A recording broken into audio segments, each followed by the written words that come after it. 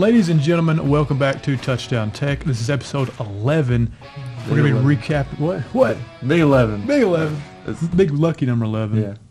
We're going to be recapping the Gardner-Webb game. And then we're going to preview to Eastern Illinois. And as you guys already know by the thumbnail, the title, all the above, we've got a very special guest on the podcast today. Defensive Player of the Week in the OVC, Maurice Lapierre. That's a big pool. Big pool. Big pool. It's a recent success pool, too. This is the first time we've had a reigning Defensive Player of the Week on the podcast. Yeah. Hey, I mean, moving up in the world. We're getting the top guys every week. I agree. And, I mean, I feel like with Mo, though, like, his name's not as big as some of the other guys we've had on the podcast, and I like that because he deserves the credit. You know what I'm saying? He deserves to get shouted out, and he deserves to be on stuff like this. Absolutely, especially after the week he had. I mean, gracious Lord. Yeah. He ended the game with like 3 sacks and a forced fumble. Yeah. That we recovered going into the fourth quarter. I mean, he took over the game defensively. He really did. Put us in a position to win. But we'll talk about him later. We're getting ahead of ourselves. We'll talk about him later. The game itself, though.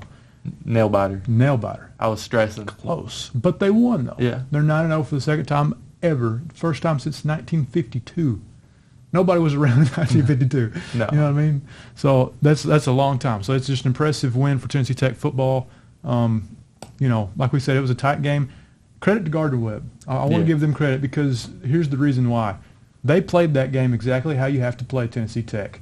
They played keep away. Yeah. Do not let Tennessee Tech have the ball. Keep the ball away from them. They scored early. We muffed the opening kickoff, or we didn't field it one. I'm not sure. I couldn't really see. It was on the opposite end of the field as what I was on.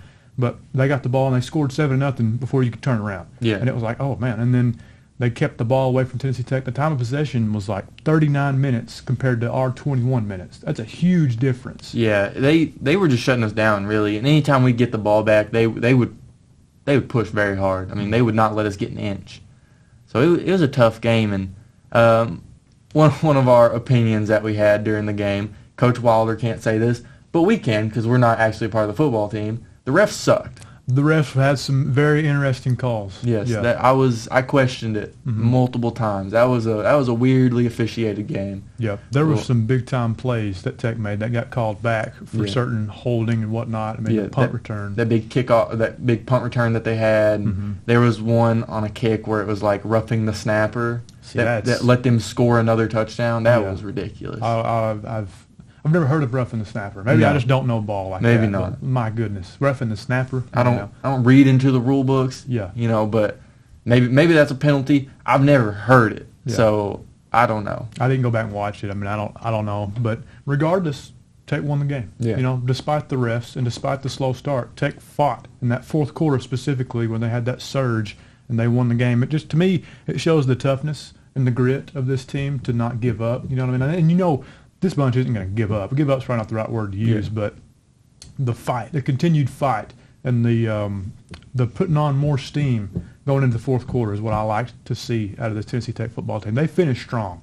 Yeah. Coach Wilder and his guys Coach Wilder and his staff gets these guys to finish strong in these games. These fourth quarters that they've been having here recently have been unbelievable. Yeah, they definitely know how to just lock in when they need to and get the win. And you know, we've been talking basically for the past like 3 or 4 weeks, I think, about punch in the mouth. Yeah. When's it coming? When's it going to happen? What's it going to look like? Will Tech be able to overcome it? This was it. If there was a punch in the mouth moment, it was this. Yeah. Gardner-Webb, they came in ready to fight, and they did. And I think that was really what that opening fumble on the kickoff was. That was your punch in the mouth. That's where you go, oh, those the emotion and the excitement that you have heading in that game, because you know, if you're 9-0 game, it's really big. It kind of just got shut down immediately, and that's always tough. But they managed to claw through, and they managed to build up momentum, and they managed to score late, and they managed to go ahead and win. Yeah, well, like you said, the punch in the mouth finally did come, and like you said, we've been waiting on this for a long time. We mentioned week 3 or 4. We're like, at some point, this team will have a close game that they're going to have to fight to win. Yeah. And from the opening kickoff, it was that way. And really on the line of scrimmage, it was something that Coach Wilder said at his press conference. This is really the first team that has competed with them at the line of scrimmage and has punched them in the mouth physically. Tech has physically dominated everybody they've played so far. Yeah. This was the first team that did not let that happen. And I knew Gardner-Webb is pretty talented. I still think they're probably the most talented team besides Tech in the OVC. Yeah. But They just didn't have enough firepower toward the end because, Tech's is tougher, and they are more talented than Gardner-Webb. Yeah. But the way they ran the ball on Tennessee Tech, the way they were able to stop the run, which was really impressive. They've really not been doing that well all year at stopping the run. They made it a point to stop the run against Tech, and it worked in their favor. But then they let Trey Holloway get loose twice in the fourth quarter. Bad move. Bad move. I got such a great chain of shots. I was doing photography at the game. I got so many good shots of him coming down on one. I forget how long of a score it was, but I think it was like he had 140-something yarder. It was the I think it was a 60-yarder, the one I recorded. They hit him once over the middle. He took it to the house, and they hit him also on a like a wheel route. Yeah. It was actually, I want to talk about that play for a minute. That little bubble screen design that they did. Credit to Coach Scott and Coach Allen. I don't know who all is involved in creating the plays and installing this offense. I've not seen that before. Because let me break it down for y'all real quick. A little film session right here in your minds. Trey Holloway was lined up in the slot, I believe, and they were going to run a little bubble screen with him. That was the route it appeared that he was going to run, and that's valid for him. Like, that's a good route for him, what he can do. Get him in space and see what he can do with it. Instead of stopping at the bubble and catching the ball, he just kept running. Yeah. Like a wheel route, a slot wheel route. It was awesome. Toward the sideline, it was man coverage. They got one-on-one situation, and Trey Holloway did the rest. Maybe it was an option type thing. Maybe, if he sees the DB staying off, he'll cut it short and just do a bubble. But if the DB's pressing him, he'll go for the wheel route. I would love to review Tech's playbook. I know we can't because there's security stuff about that. Yeah. But I would love to sit down and just look at their playbook and go, wow, I'm sure it's incredible. That, to me, is something that goes unnoticed a lot of times, is the creation of this offense. I think this offense is very creative, and I think they have – not only are they super talented and they've got so much firepower, man alive, but they know how to use it, though. It's one thing to have that talent, but you got to know how to utilize all that talent, and you only have one football. We say that a lot, but you do. It's true. You only have one football. You have to know you got to know your strengths and weaknesses of all your players to be able to put them in the best situations to win. They did that with Trey Holloway. Flip that to the defensive side of the ball. They did that with Mo Lapierre. Talked to Coach Wilder in the press conference. I was like, I mentioned those two guys in the press conference. I'm like, what? Yeah. What was this a game plan thing? Like, these guys took over the game, Trey and Mo. And it's a team game. I get that, but those two stood out, especially in the second half and even the fourth quarter. And they were like, we got Mo in some one-on-one situations. They rushed him off the left side, quarterback's blind side, and with his elite speed and quickness that he does talk about later on in this interview that we're going to cut to in a minute, they couldn't block him. I mean, they couldn't even really touch him. He went unblocked sometimes because he was so fast coming off the edge. And we had such a great view of it because most of them came in Gardner-Webb's end zone, like around there. We were right there taking photos because we were waiting for Tech to come down and score. Right. But we got to see real up close of a lot of these sacks, and it was so good, dude. Yeah. He was a monster. Well, it seemed like he would step up. Like, okay, he got the sack. I think it may have been his first sack of the game, or maybe second, where he forced the fumble, and then Tyler Swan jumped on it. That gives us the ball possession going in the fourth quarter. We score very quickly after that with Trey Holloway. Fast forward to later on in the fourth quarter, he got a sack on third down. Yeah. If you're going to get a sack, get him on third down. Yeah. That forces a punt. That gives us the ball back. So it was just like, not only was he affecting the quarterback and bringing him down for loss of yardage, he was doing it at the perfect times, too, when Tech needed a play. Same thing with Trey Holloway. When Tech needed a play from somebody, he was the guy every time. Yeah. Yep. He was so good, dude. I think it's a good time to cut to him, honestly. We like to keep fans waiting on these interviews, but we'll cut to it right now. We'll go ahead and cut to that right now. Interview with Mo Lapierre, Defensive Player of the Week. Here with the Defensive Player of the Week in the OVC, Maurice Lapierre. We're going to get into some questions right quick, Mo, if that's okay with you. So this is a question that I ask all the transfer guys that we have on the show.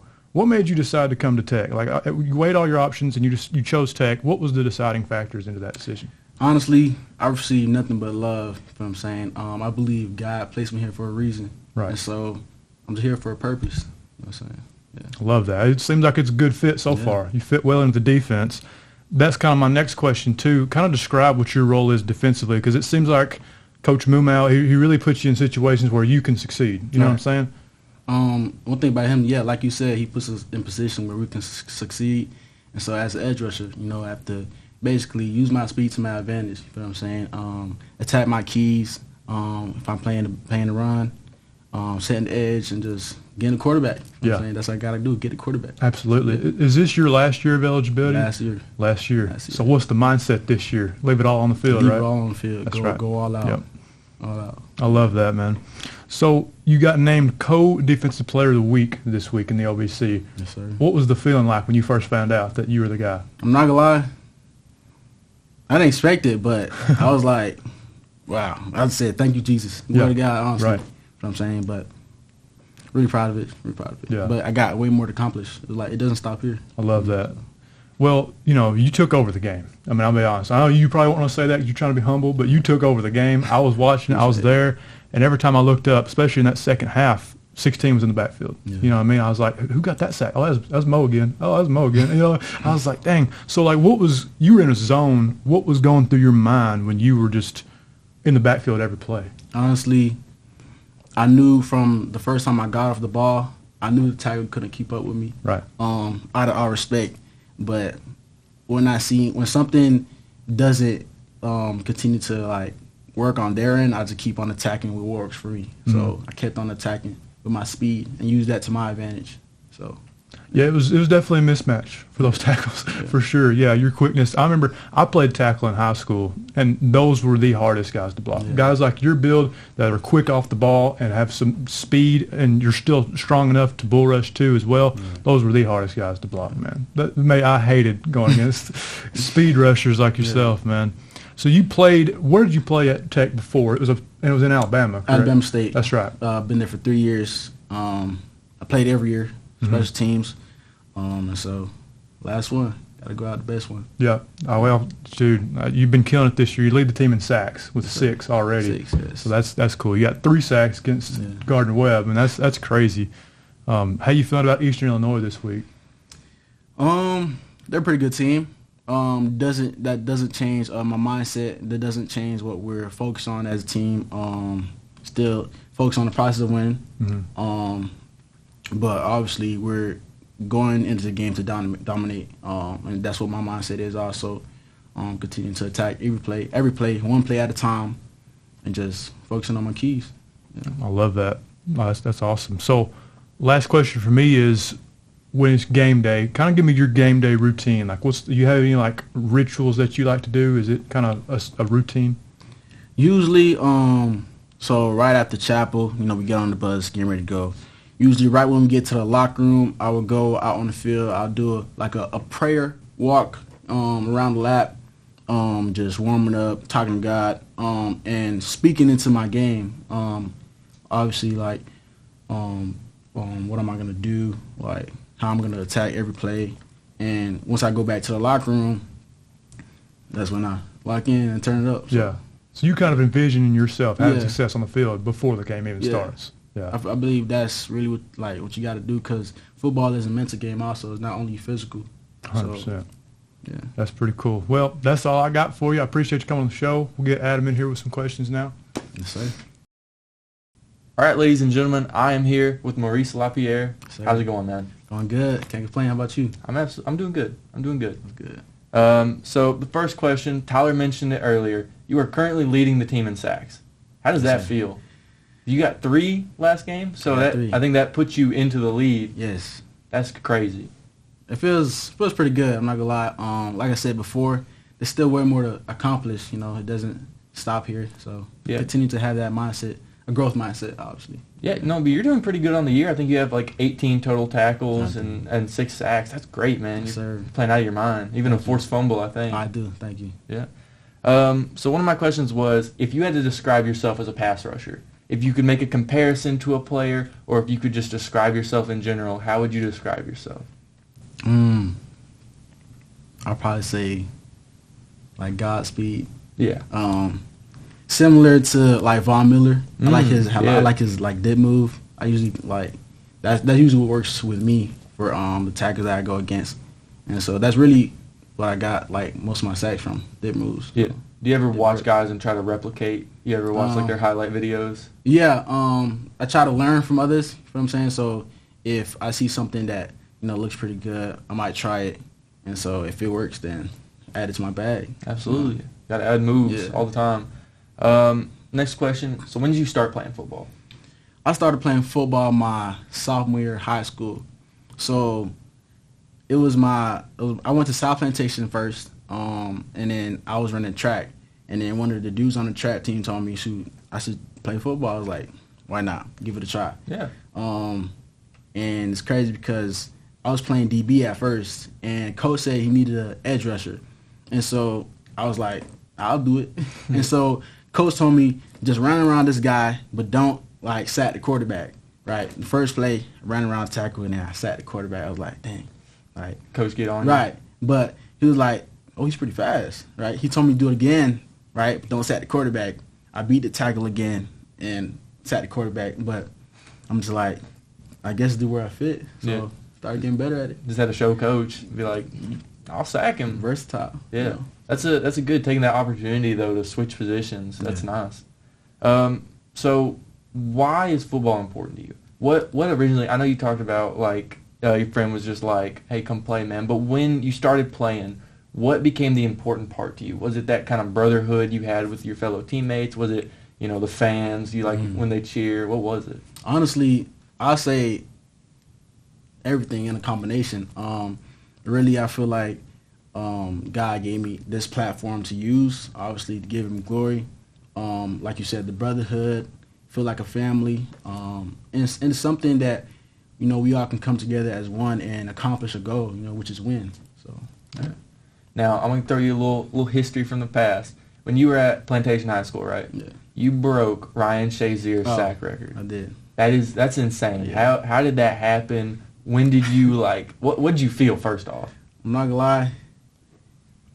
Every game I just attacked the game with speed, just speed. I got to be with speed, and I didn't realize I broke the record until after the season. Oh, really? So I wasn't focused on the stats. You know what I'm saying? Yeah. No one told you. Until after after the season, I was like, oh, okay, because I didn't know the sack record was kept by Ryan Shazier. Yeah, so. that's a big name. Yeah. I mean, that's a very notable guy in NFL history. So it's to break his record, that's crazy.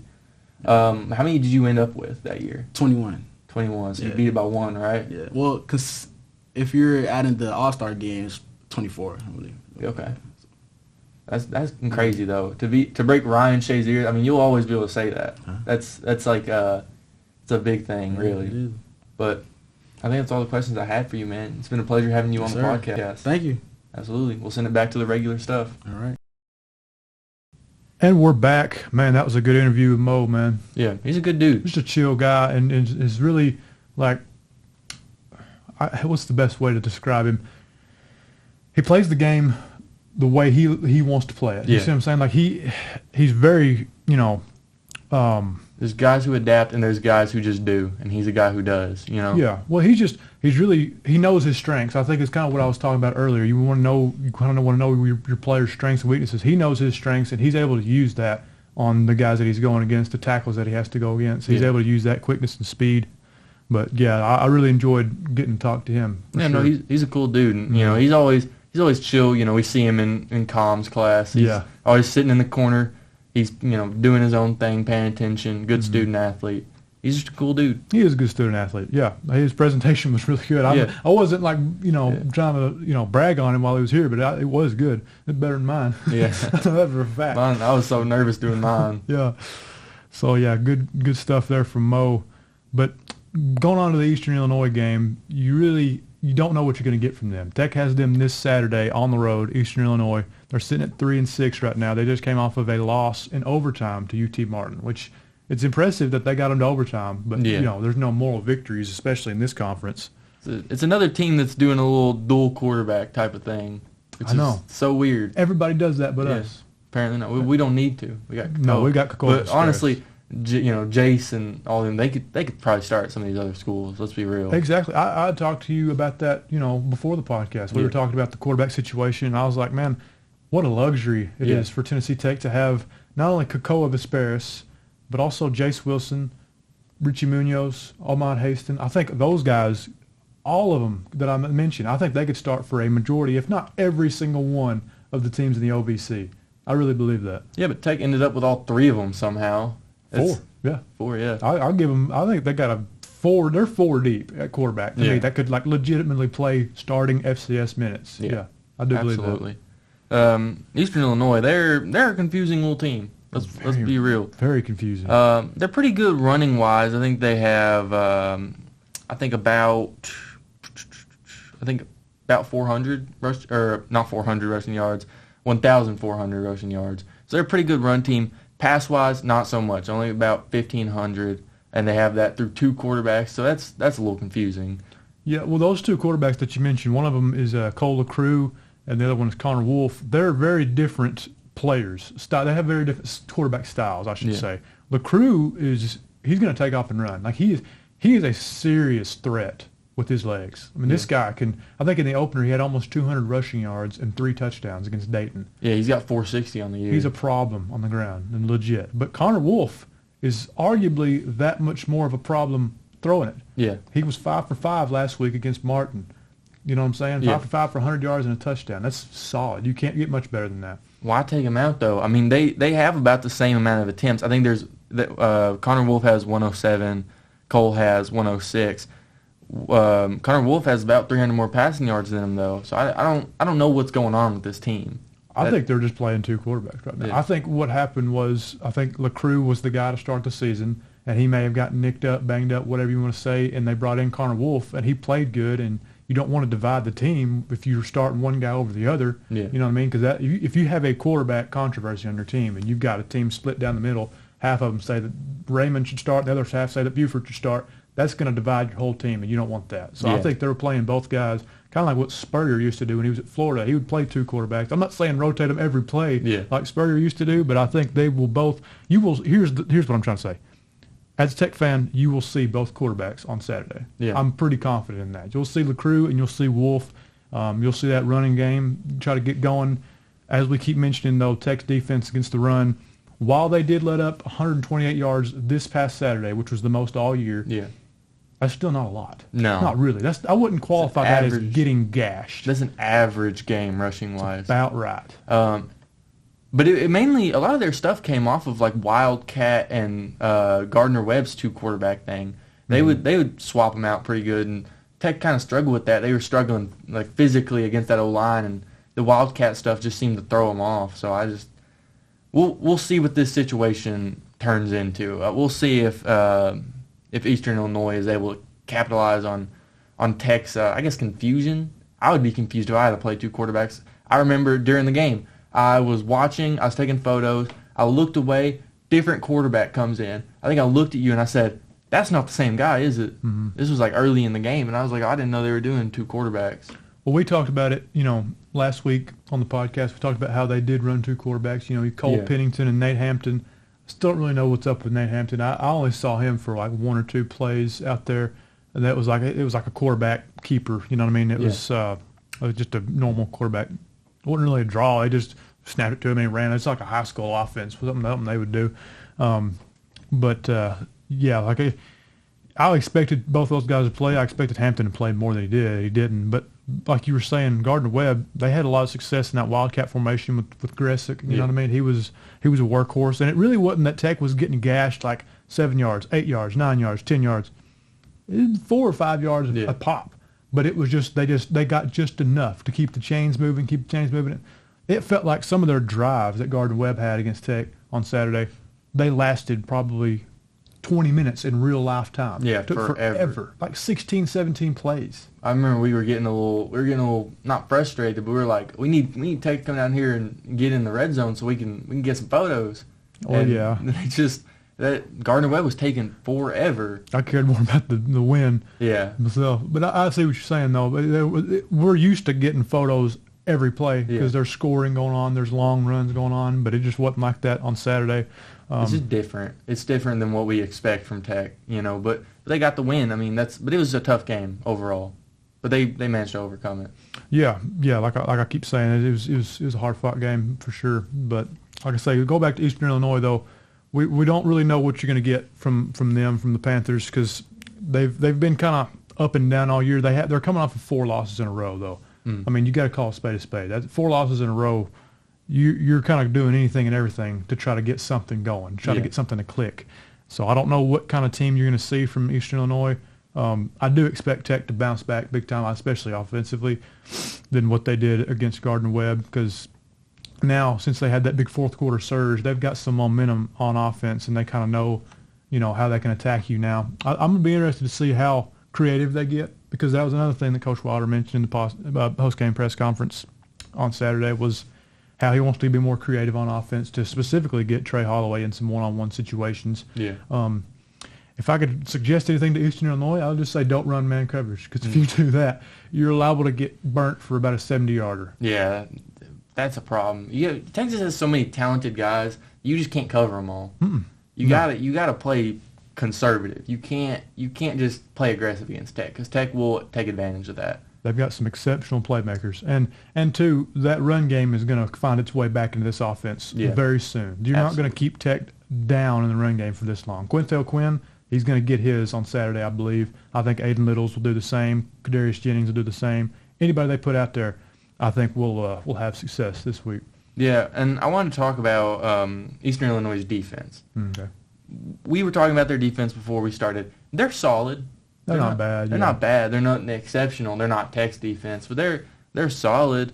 I do wonder where Tech is going to try to take advantage of it.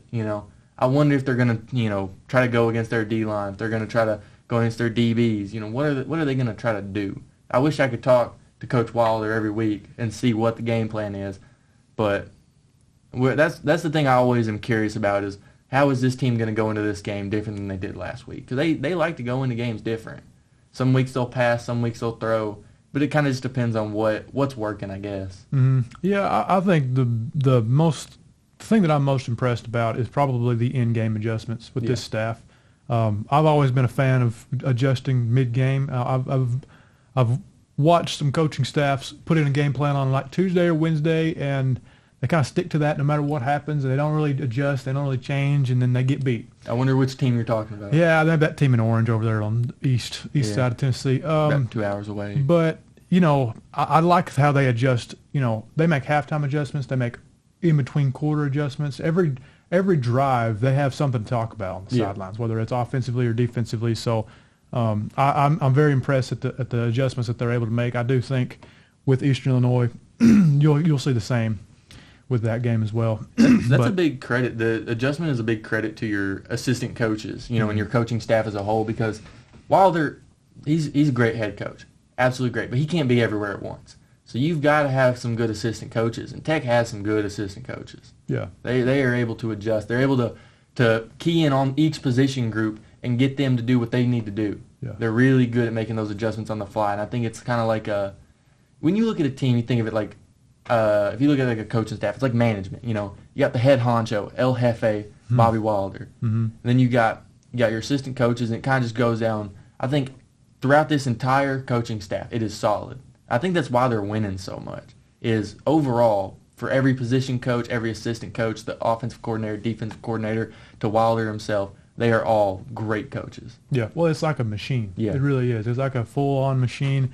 Like you mentioned, the coaching staff does a great job. The assistant coaches do a good job of being able to coach their position groups and put their guys in the best positions to succeed. I talked about it either last week or the week before about how Wilder, he just lets his guys coach. Yeah. And that's something that a lot of good head coaches are able to do. You look at him on the sidelines during a game, a lot of times he's focused on what's on the field. He's not worried about what's behind him because he knows his coaches have got that under control. You know what I'm saying? Yeah. He doesn't have to worry. He doesn't have to go up and down the sideline looking at his players and, come on, let's go. He doesn't have to do that. No. They're already locked in. They've got it under control. He can worry about managing the game, time clock situations, stuff that head coaches should be able to do and that they should worry about. It's good to have that, and it's, like I said, it's like a machine. It's what every good football program is supposed to look like that, and Tech, that's what they look like.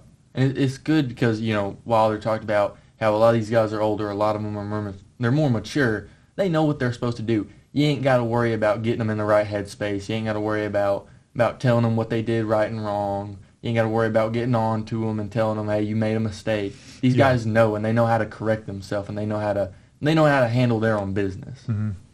It may not sound like it on paper, but it's a huge matchup this week, man. Yeah. Because if they're able to win, they're 10-0 for the first time ever in Tech football history. And then you get into the conversation of, this isn't just a good Tech football team. This is probably the best Tech football team of all time. I think Kakoa just broke the passing touchdown record. He tied it. He's 21. Yeah, he's tied right now. He'll obviously break it before the season ends. He'll break it in the first quarter. Yeah. I predict. Yeah. First quarter on Saturday, he breaks it. So we've already got, statistically the best quarterback in Tech football history. Yeah. This team, they're setting records and they're breaking records. They're so good, and they will go in the conversation as one of the best teams like in Tech football history.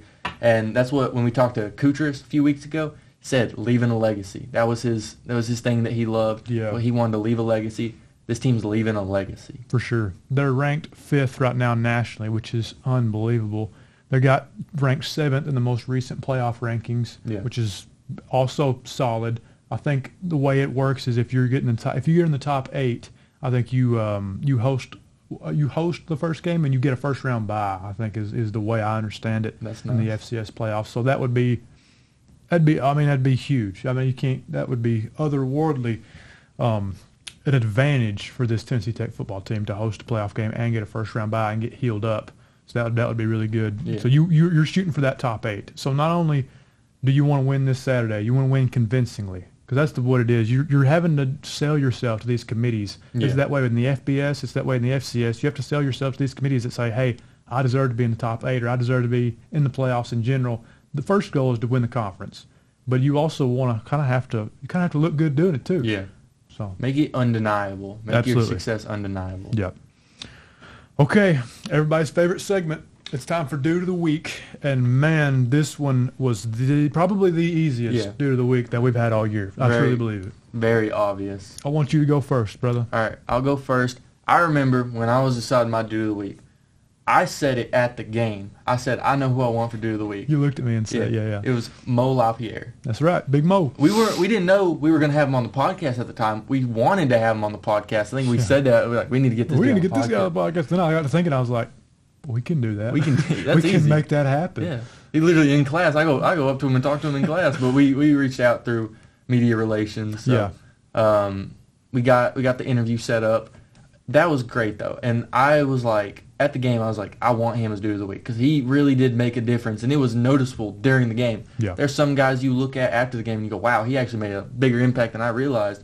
Mo, he made an impact during the game, and it was very noticeable. Yeah, his impact was loud. Yeah, you know what I mean? In a sense that every time he got back there, he dropped the quarterback down. He hit the quarterback hard. You know what I'm saying? He couldn't even see it. So the quarterback got rocked. So he felt that. And that affects the quarterback's psyche. I don't care what anybody says. When you get rocked over and over by the same guy, you're like, hey, we can't block this guy. And, you get frustrated. I'm telling you. Pointing fingers at the O-line. Yeah, it's more than just sacking the kid for about a 6-yard loss. Yeah. Mo was dominating, and he was letting everybody know about it. Not verbally, like talking trash. It was just his play on the field was evident. So, yeah, shout out to him. He took over the game. My Dude of the Week, I think this was the first Dude of the Week that I ever, first Dude of the Week award I ever gave out was to this guy, I'm pretty sure. And it's Trey Holloway because, like we said, he took over the game offensively. He took over the game. He had a punt return that got called back for holding. It was still an amazing individual play. He is a problem on punt return. Man alive. Trey Holloway, he's ridiculous on punt return. He's really good. And he had 2 touchdowns in the fourth quarter, which were huge. I mean, I can't express it enough. He had that sideline route that he caught for a touchdown, and he also had that run after the catch across the middle that he scored on. I got videos of all of it, so we'll be showing that as we're talking. But, man, just an amazing performance from Trey Holloway and Mo Lapierre. Those were by far the selections. Those were the guys this week. Yeah, absolutely. And 2 well-deserving guys. Mm-hmm. No, Trey's a repeat. Mo's new, but it was undeniable. You could make cases for other guys, but it was by far just those 2. Kakoa played a really good game. He had 279 and 3 touchdowns. He led the team in rushing again, but I feel like we've mentioned him a lot. Yeah, we talk about him every episode. Yeah. It's kind of like the Heisman Trophy. It's if Dude of the Week was based on how the Heisman Trophy is, it'd be a quarterback award. Mm-hmm. But it's not. We like to get these guys involved, and we like to talk about different positions. And we like to base it off their position group, not based on just overall impact. Yeah. So we went with Mo and Trey. Yep. Shout out to Mo and Trey, man. Dudes of the Week. that is all the time we have for you guys this week. Thank you so much for watching and listening. Make sure to like this video, share it with other Tennessee Tech football fans, and we'll catch you guys next week for episode 12.